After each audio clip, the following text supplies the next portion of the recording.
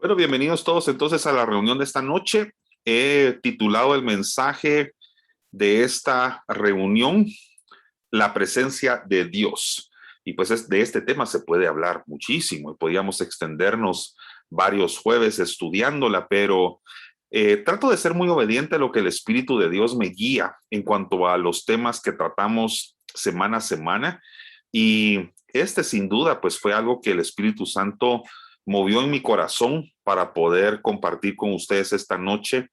Y aunque el tema reconozco que es un tema bastante grande, es un tema bastante amplio, voy a tratar de concentrarme en una de las cualidades de la presencia de Dios, que es la omnipresencia de nuestro Padre Celestial, ¿verdad? Entonces, vamos a leer Apocalipsis capítulo 1, versículo 8, ahí aparece en la pantalla de ustedes, no es necesario que lo busquen, pero en la versión Reina Valera dice así: yo soy, hablando el Señor, el alfa y la omega, principio y fin, dice el Señor, el que es, el que era y el que ha de venir, el Todopoderoso. Algo que creo que tenemos que tener muy en cuenta antes de poder entrar en la parte central de este tema es que el Señor es el alfa y la omega, es decir, es el principio, es el fin. Y a veces creemos que el Señor únicamente está en los principios o en las etapas iniciales, pero realmente el Señor no tiene límites. Dios es el que está al inicio y el que está en los finales. Entonces hoy vamos a hablar un poquito sobre esa omnipresencia de Dios.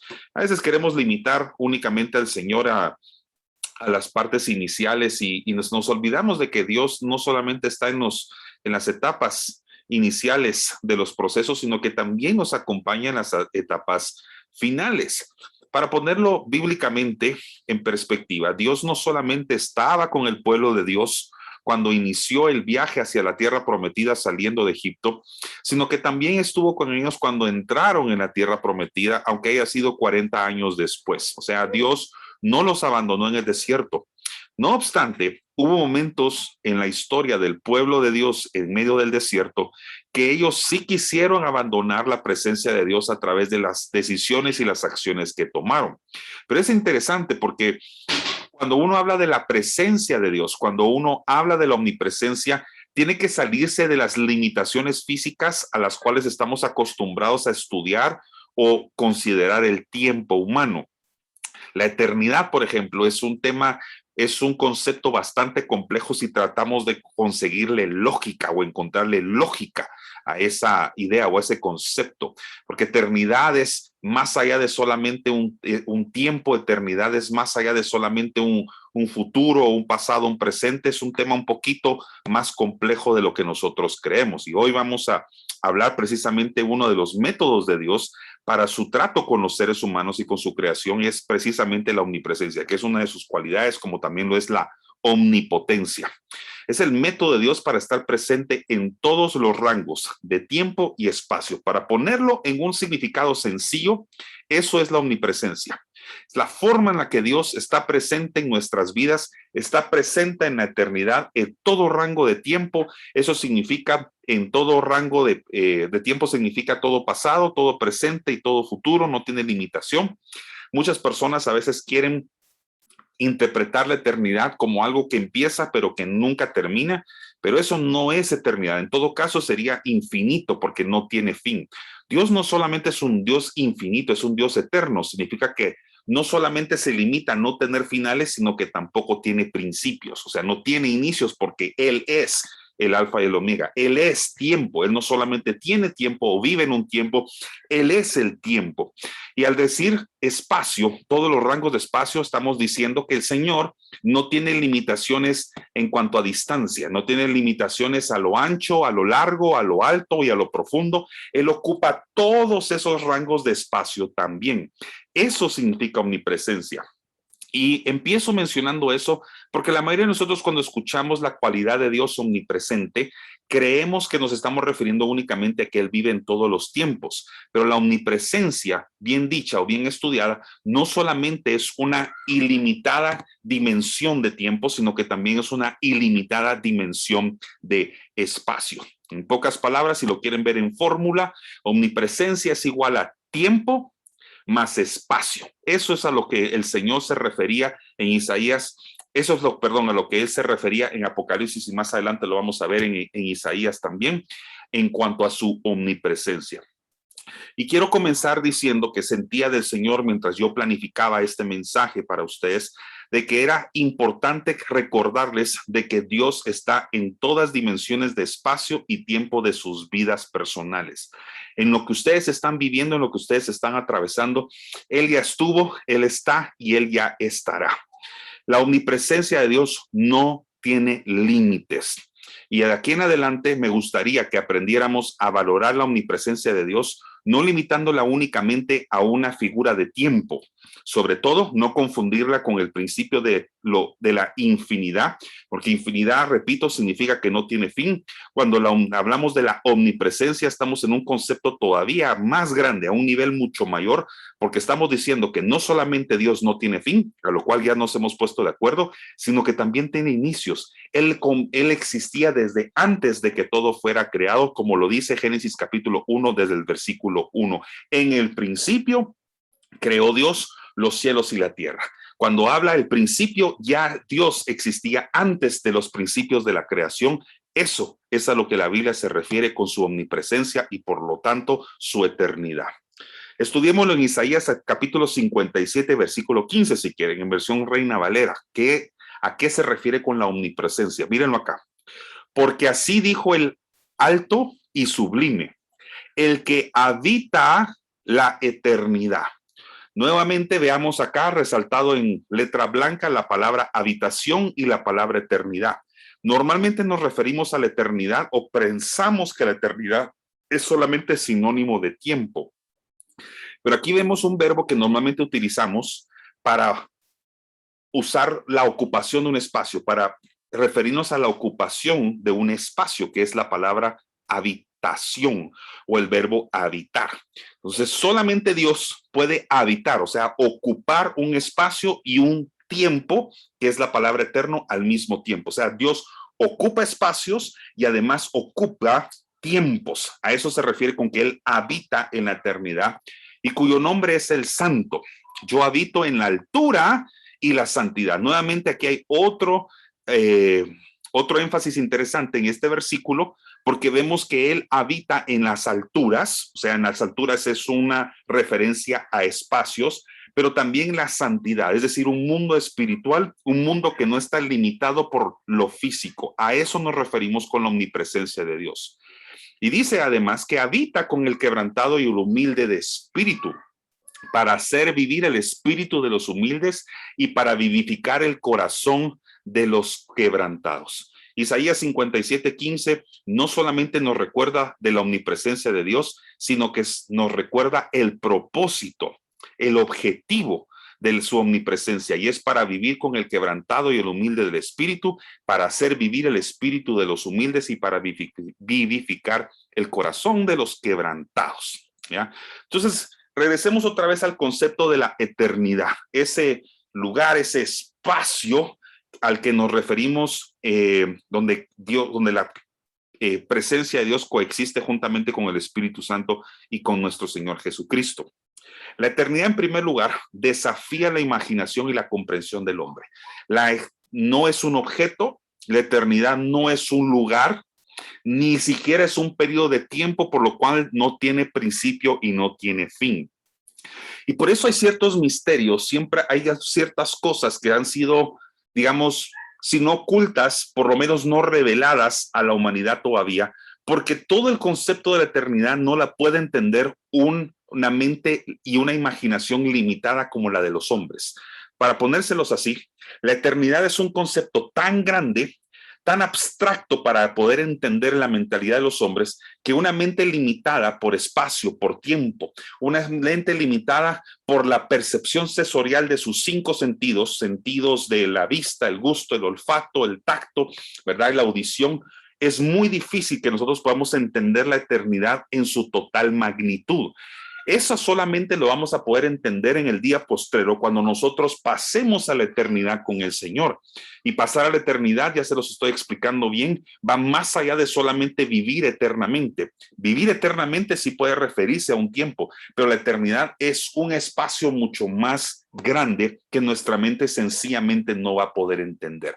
Y en esa eternidad, en ese espacio magno, en ese macroespacio que la mente no puede entender, ahí existe la presencia de Dios. Y al principio del mensaje yo les hablaba sobre la presencia de Dios y ahora quiero hablar sobre la presencia manifiesta de Dios, que son dos cosas que van de la mano, pero no son necesariamente lo mismo. La presencia de Dios puede habitar en todo el mundo, puede rodear no solamente nuestro espacio físico, sino también en especial el espacio espiritual. Pero una cosa es que la presencia de Dios esté y otra cosa es que la presencia de Dios se manifieste. Hagamos de caso que estamos en la iglesia en esos instantes. Nosotros estaríamos de acuerdo que en ese templo nosotros hemos creído que la presencia de Dios habita, porque es la casa del Padre. Pero cuando estamos todos juntos reunidos y empezamos a levantar nuestras manos y adoramos al Señor, exaltamos su nombre y predicamos la palabra que ya está ungida empieza a ser declarada y pronunciada en esta atmósfera, en este espacio que nosotros llamamos la cabaña, empieza a manifestarse la presencia de Dios. Y a través de la manifestación de la presencia de Dios, algunos podemos sentir su presencia sensorialmente, otros la sienten manifestada quizás a través de una reacción emocional, otros tal vez sencillamente empiezan a sentir al Espíritu Santo hablando a sus corazones, empiezan a sentir paz, una paz que no pueden entender y que no pueden explicar, empiezan a sentir amor, un abrazo de parte de Dios, algo que sencillamente con palabras es inexplicable, pero sí podemos sin duda alguna estar de acuerdo por la fe de que existe y a veces hasta sensorialmente lo sentimos. Esa es la presencia manifiesta de Dios. La presencia de Dios puede habitar en cualquier espacio, ya lo vimos, pero cuando se manifiesta, los espacios en los cuales ésta se pone en acción van a cambiar. En pocas palabras, la presencia de Dios cuando toca algo, la presencia de Dios cuando ocupa un espacio y se manifiesta, es imposible no poder llegar a percibirla. Y hoy estoy inspirado en la historia de Jonás, en el capítulo 1 del versículo 1 en adelante en la traducción al lenguaje actual, una historia que la mayoría de nosotros conocemos y que se nos predicó quizás desde que íbamos a la escuela dominical, pero hoy le pido al Señor que hable a sus vidas a otro nivel. Dice así la palabra. Cierto día un hombre llamado Jonás, hijo de Amitai, recibió el mensaje de parte de Dios. Recordemos que Jonás es llamado a ser profeta, un portador de los mensajes de Dios a un pueblo. Y en este caso, Dios está por llamarlo a hablar a Nínive, una ciudad que se había pervertido, una ciudad que se había desviado de los caminos de Dios. Y aquí viene Dios tratando de exhortar a Nínive para que regrese a sus pies, indicándole lo malvado que son, pero Jonás sencillamente se rehúsa y no quiere dar el mensaje. Hasta cierto punto cree que el pueblo de Nínive no se merece la gracia y la misericordia de Dios. Así que viene Dios y le habla a Jonás y le dice, levántate, ve a la gran ciudad de Nínive y diles que ya he visto lo malvados que son. Pero en vez de ir a Nínive, Jonás decidió irse lo más lejos posible. Énfasis aquí, a un lugar donde Dios no pudiera encontrarlo. ¿Ya? Estaba tratando de huir de la presencia de Dios. Qué absurdo pareciera entender a una persona que quiere huir de la presencia de Dios cuando Dios es el creador de todo lo que existe y el dueño del universo.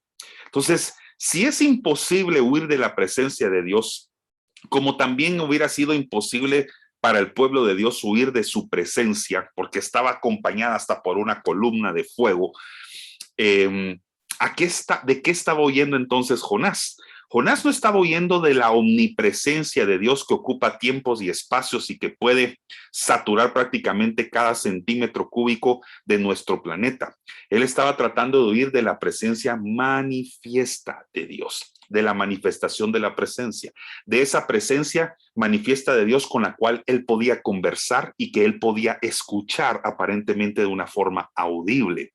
Entonces, dice que se fue a un lugar donde Dios no pudiera encontrarlo. Llegó al puerto de Jope y encontró un barco que estaba a punto de salir. Pagó su pasaje y se embarcó contento. Observen esta parte porque es bien importante. Contento de irse lo más lejos posible de Dios. Esa es la actitud, ese es el corazón de una persona que se quiere alejar de la presencia manifiesta de Dios. En primer lugar, aparentemente tiene una reacción emocional que lo hace sentirse como contento, como aliviado, como cierta paz, pero una paz falsa. Cuando nosotros nos alejamos de la presencia de Dios, estamos a veces solamente aliviando una crisis temporal. Nos alejamos de la presencia de Dios porque a veces sabemos que si nos mantenemos en ella, Dios nos va a llamar a algo importante. Sabemos de que si nos mantenemos en ella, Dios nos va a exhortar, nos va a incomodar, nos va a sacar de nuestra zona de confort. Y por eso nos sentimos como en paz, como tranquilos de podernos alejar un tiempo de sus caminos. Y aquí absurdamente decir, irse lo más lejos posible de Dios. Es que cuando uno ya lo lee con discernimiento, sobre todo en el marco del tema que estamos hablando, ya tiene un nuevo sentido. El decir, quiso irse lo más lejos posible, pero realmente no lo iba a poder lograr. Y observémoslo acá, observemos las consecuencias de su intento. Cuando ya estaba en el alta mar, Dios mandó un viento muy fuerte que pronto se convirtió en una terrible tempestad. Entonces aquí pregunto yo, ¿será que realmente se había alejado de Dios?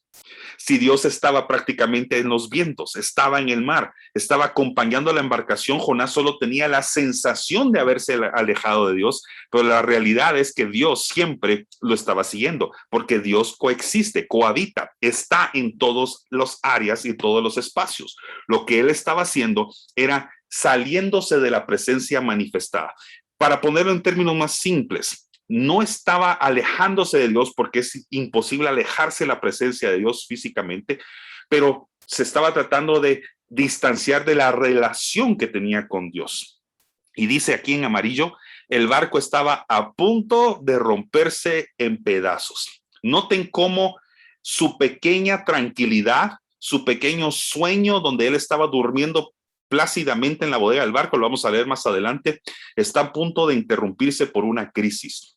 Cuando nosotros nos alejamos desobedientemente de la presencia de Dios, no tardan las circunstancias en las que nosotros estamos a empezar a quebrarse, empezar a llegar la crisis. Quizás tenemos un alivio temporal, una sensación de, ya no tengo el compromiso con el evangelio, ya no tengo compromiso con el reino, con los asuntos de Dios o con los negocios de mi padre, pero no tarda las cosas en empezar a derrumbarse, porque la persona que tiene un llamado, Dios va a provocar cualquier crisis alrededor de su barca, cualquier crisis alrededor de su vida, con tal de llamarle la atención y entender las consecuencias de nuestras acciones. Presten atención. Cuando uno de los marineros, temblando de miedo, miren lo que está provocando la decisión irresponsable de Jonás, llamaba a gritos a su Dios. Ya desesperados arrojaron al mar toda la carga del barco para quitarle peso. Mientras tanto, Jonás dormía plácidamente en la bodega del barco. Y aquí hago una anotación por si les sirve a ustedes. Alejarse de la presencia de Dios manifiesta trae consecuencias que afectan nuestro entorno. Y para los que somos responsables de familias, o lo vamos a hacer, esto que les estoy predicando es muy importante que lo tengan en cuenta. Cuando nosotros decidimos alejarnos de la presencia de Dios y nos dormimos, corremos el riesgo de poner en peligro a nuestra familia, aquellas personas que dependen de nosotros. La decisión de Pablo estaba haciendo que corriera riesgo la vida de los otros marineros del barco. Y así mismo sucede en el barco de nuestras vidas, que se llama familia, matrimonio, negocios, el evangelio, el mismo llamado, el ministerio, los sueños que Dios puso en nuestro corazón, cuidar y mantener. Si somos irresponsables, vamos a caer en un sueño irresponsable, en un sueño donde estamos nosotros aparentemente dormidos, desconectados de aquello que Dios nos está llamando, tratando de adormecer o silenciar su voz, sin darnos cuenta que lo que está sucediendo alrededor es responsabilidad nuestra. Los matrimonios se están derrumbando porque los hombres de Dios se están durmiendo en el barco. Las familias se están dividiendo porque los hombres de Dios se están quedando dormidos. Las iglesias se están vaciando porque los llamados a plantar iglesias, los Apolos, los apóstoles, están cometiendo errores y pues están durmiendo en el barco cuando Dios está provocando una crisis allá afuera. ¿Por qué? Porque estamos queriendo alejarnos de la presencia manifiesta de Dios, porque no queremos hacer lo que Dios nos está llamando a hacer. Ser hombres valientes, ser hombres esforzados, ser hombres que se levantan en medio de la crisis y responden ante las circunstancias. Así que tenemos que afrontar las consecuencias de nuestros actos algún día. Y continúa la historia diciendo, el capitán se le acercó y le dijo, ¿qué haces aquí, dormilón?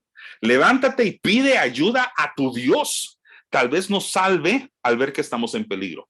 Al mismo tiempo los marineros decían, echemos suertes para saber quién tiene la culpa de nuestra desgracia. Echaron suertes y Jonás resultó culpable. Dígame si Dios no estaba ahí. Entonces los marineros preguntaron a Jonás, dinos ya por qué estamos sufriendo todo esto, ¿en qué trabajas? ¿De dónde vienes? ¿Cuál es tu país y de qué nacionalidad eres? Miren, Jonás no pertenecía nada más a una nacionalidad. Para los que han estado escuchando los mensajes en la iglesia los últimos 2 domingos, ustedes saben que él ya pertenecía a una nación, un gobierno que nosotros llamamos reino. Él ya estaba realmente, era parte de esto, era parte del pueblo hebreo, es parte del reino, era el pueblo de Dios. Y aquí le preguntan a ellos, ¿qué es lo que tú hacías? ¿Qué es lo que tú haces? ¿De dónde vienes? ¿De dónde saliste? ¿Cuál es tu país? Preguntas curiosas para poder responsabilizar a un hombre que está provocando una crisis en un barco que está a punto de hundirse y obviamente pues los demás naufragar. O sea, punto. Son preguntas muy curiosas. Y entonces él se limita a responder así. Soy hebreo, adoro a nuestro Dios, soberano y creador de todas las cosas. Lo que está pasando es culpa mía, pues estoy huyendo de él. Que no tengamos, mis queridos valientes, que pronunciar o reconocer algún día esas mismas palabras en medio de una crisis que está ocurriendo por irresponsabilidad nuestra. Que no tengamos que nosotros llegar a un punto de entender que lo que está pasando en nuestro matrimonio, lo que está pasando en nuestra familia, lo que está pasando en nuestro llamado, en nuestro ministerio y en aquellas cosas que Dios nos confió. Los que estuvieron el domingo pasado lo van a entender ahorita. Lo que está pasando en aquellas llaves que puso en nuestras manos es por culpa nuestra porque estamos huyendo de la presencia manifiesta de Dios. Estamos huyendo de la obediencia a su voz. Estamos huyendo de un llamado. Estamos huyendo del propósito por el cual nos levantó y nos sembró. Así que hay terribles consecuencias que suceden cuando nosotros intentamos huir de la presencia de Dios. Y bíblicamente hay otros ejemplos parecidos a estos, como el de Adán y Eva. Adán y Eva quisieron renunciar a la presencia de Dios a través del pecado. Es mejor dicho, lo hicieron y las consecuencias pues fueron obviamente terribles hasta hoy por hoy. Jacob lo hizo, Esaú también lo hizo, y lo que ocurre en Isaías también, lo que ocurre en la vida de una persona cuando quiere huir de la presencia de Dios, de la presencia manifiesta de Dios, es que no solamente está siendo afectado uno, sino que está también afectando el entorno. Y quiero recordarles algo que prediqué o con lo que cerré el mensaje este domingo, pues obviamente para los que no nos pudieron acompañar o lo escuchan por primera vez, pero los que no, aquí les va y espero que esto realmente con este final y con este cierre Dios pueda hablar fuertemente a sus vidas. Dios creó atmósferas, Dios creó ambientes especiales para que su creación pudiera existir y vivir ahí. Creó las aguas y luego los peces, creó la tierra y luego creó las plantas para que pudieran vivir en la tierra. Creó los cielos y el firmamento y luego colocó estrellas y astros ahí para que ahí pudieran estar en el espacio. Y también creó el Edén, el jardín, el huerto, para que el hombre pudiera vivir ahí. ¿Y qué es lo que ocurre cuando nosotros nos atrevemos a sacar aquello que Dios creó para una atmósfera, para un ambiente en particular y lo sacamos de ese hábitat, lo sacamos de ese lugar para el cual fue creado? Aquí están las consecuencias. Si el pez lo sacamos del agua, va a morir. Si la planta la arrancamos de la tierra, va a morir. Si las estrellas las sacamos de los cielos, también van a morir y se convertirán en meteoritos que caerán sobre la tierra. Y si el hombre lo sacamos de su presencia, de la presencia de Dios, porque desde que nosotros nacimos, desde que nosotros fuimos creados, Él sopló aliento en nuestra nariz, nosotros también podemos morir. Sin su presencia, nosotros estamos condenados a la muerte. Sin la presencia de Dios en nuestras vidas, a través de la persona de Jesús, nosotros estamos condenados a una muerte eterna. Pero no necesitamos llegar a morir en la eternidad para entender esto. También cuando nosotros nos atrevemos a alejarnos, perdón, de la presencia manifiesta de Dios, nuestro espíritu también se empieza a secar, empieza a entrar en una hambruna, en una muerte espiritual, hasta que tarde o temprano la llegamos a matar. Así que no estamos llamados a alejarnos de la presencia de Dios, mis queridos valientes. Al contrario, fuimos creados para permanecer en ella y a través de ella nosotros salir vivificados, como decía Isaías 57. Fuimos llamados a ser vivificados por medio de la presencia de Dios. Así que no se les olvide, de la presencia de Dios no se puede huir, de la presencia manifiesta de Dios no se puede ir. En nuestro intento de hacerlo, podemos traer consecuencias graves a nuestra familia. Esta es una exhortación, un llamado a mis queridos valientes y cualquier persona que esté viendo esta prédica, para que entienda la responsabilidad que está en nuestros hombros de no salirnos de la presencia de Dios donde Él nos estableció y de no caer en un espíritu de desobediencia, porque no solamente saldrá afectada nuestra vida, saldrá afectada la vida de las personas que están alrededor nuestro, como en el caso de la historia de Jonás, o como en el caso de la historia de Adán y Eva, que prácticamente su decisión afectó la historia de la humanidad hasta que Cristo tuvo que venir y cambiar los planes y poner en orden nuevamente todo. Así que si alguno de ustedes a través de esta prédica se ha sentido confrontado, se ha sentido exhortado, que esta sea una llamada de atención.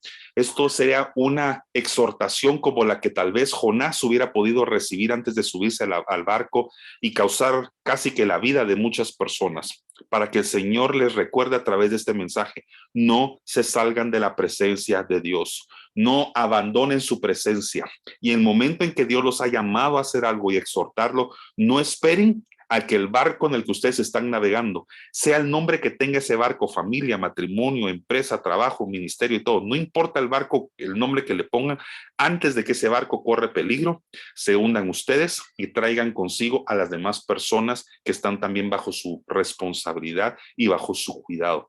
Como hombres valientes que somos, fuimos llamados a cuidar y a proteger a nuestras familias en una arca que se llama la presencia de Dios. Y mientras estemos dentro de la presencia de Dios, como Noé lo estuvo, mientras permanezcamos en esa arca, estaremos sanos, estaremos salvos y podremos cumplir nuestro llamado y nuestro propósito aquí en la tierra. Amén.